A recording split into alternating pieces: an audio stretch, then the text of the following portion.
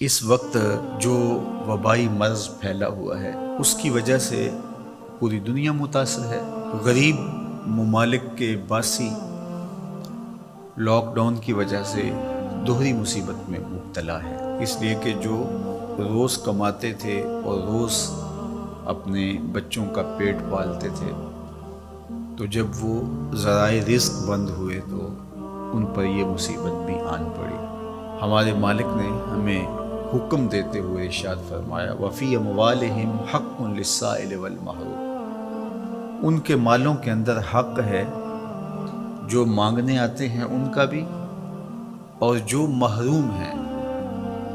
مانگتے نہیں، طلب نہیں کرتے لیکن حقیقتاً وہ حقدار ہیں۔ تو جو تمہارے پاس آ گیا، جہاں تم نے تقسیم شروع کی وہاں پہنچ گیا، تو تم یہ سمجھے کہ میں نے اپنا فرض پورا کر دیا۔ کہا نہیں، تمہیں ان لوگوں تک بھی پہنچنا پڑے گا، عزت نفس جن کو ہاتھ پھیلانے سے روکتی ہے، اور وہ نہ روڈ پہ آ سکتے ہیں اور نہ آپ کی دہلیز پہ آ سکتے ہیں، تو آپ ایسے لوگوں کو تلاش کر کے ان کی مدد، نصرت اور اعانت کیجیے۔ تو یہ موقع ہے ایسے لوگوں تک پہنچنے کا۔ ابتداً جب یہ مرض پھیلا تو لگ یہ رہا تھا کہ 1-2 ہفتوں کے بعد حالات معمول پہ آ جائیں گے۔ 1 مہینے سے زیادہ عرصہ بیت رہا ہے اور ابھی تک حالات جوں کے توں ہیں۔ مجبوراً کچھ شعبہ جات کو کھولنا پڑا اور زندگی کا پہیہ جاری رکھنے کے لیے کچھ فیصلے لینے پڑے، لیکن حزم و احتیاط کے ساتھ، احتیاطی تدابیر کے ساتھ ہم سب کو آگے بڑھنا چاہیے۔ مساجد میں لوگوں کے آنے کے حوالے سے بات چل رہی ہے۔ میں سمجھتا ہوں کہ جو اہل علم طبقہ ہے،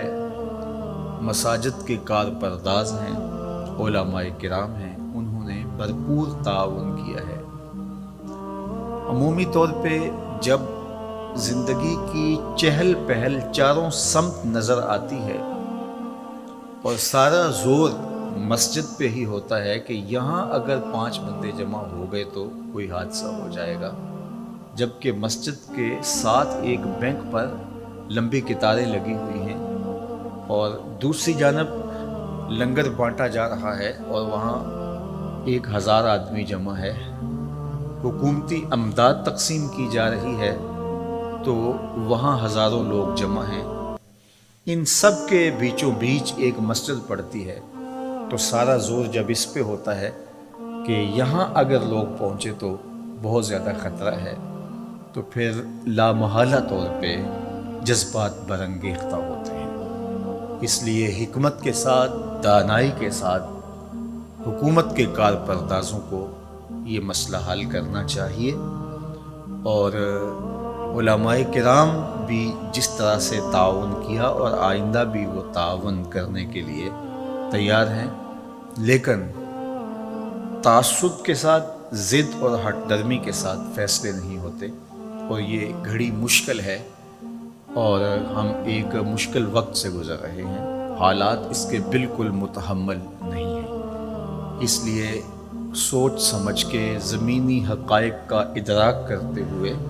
فیصلہ کیا جائے۔ جس طرح باقی شعبہ جات کے اندر گنجائش دی گئی ہے، اس طرح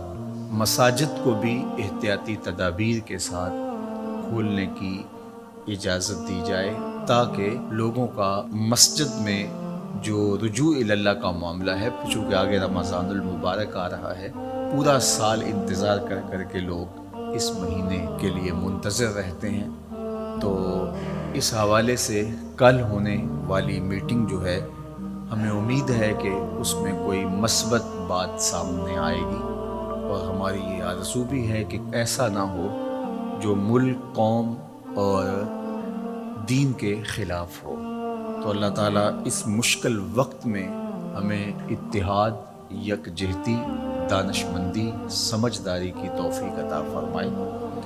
اور اللہ کے پاکیزہ گھر آباد رہیں، نمازیوں کے ساتھ، سجدوں کے ساتھ، دعاؤں کے ساتھ، تلاوت کلام مجید کے ساتھ، اور اپنی خاص کرم نوازیاں فرماتے ہوئے اللہ اس بیماری کو بہت جلد دور فرما دے۔